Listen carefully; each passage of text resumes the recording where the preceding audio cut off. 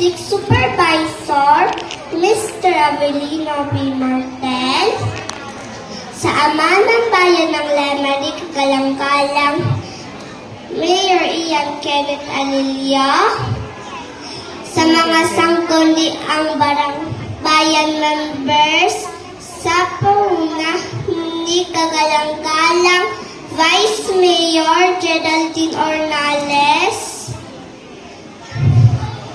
sa mga sangguniang barangay members ng Kahilan Uno, sa panguna ni Kapitan Reynaldo Magnaye, sa mga sangguniang barangay members ng Kahilan 2, sa panguna ni Kapitan Armando Igia, sa mabait na Principal Dr. Marizel Munoz, sa mga magagaling na guro at tauhan ng Esteban Ibito, sa mga mahuhusay na Parents Teachers Association, sa panguna ni Ginang Salvacion A. Magnaye, sa mga magulang at kapwa ko magsisipag-angat, sa mga bisitang naririto, magandang hapon po sa ating lahat.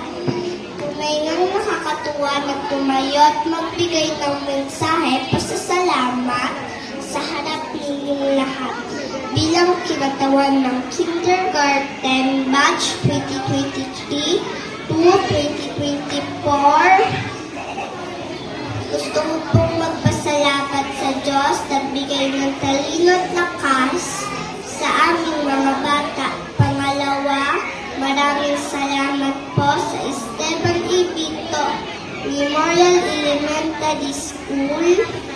Pangatlo, Ma'am Joy, maraming salamat po sa pagturo at sa pagtayo.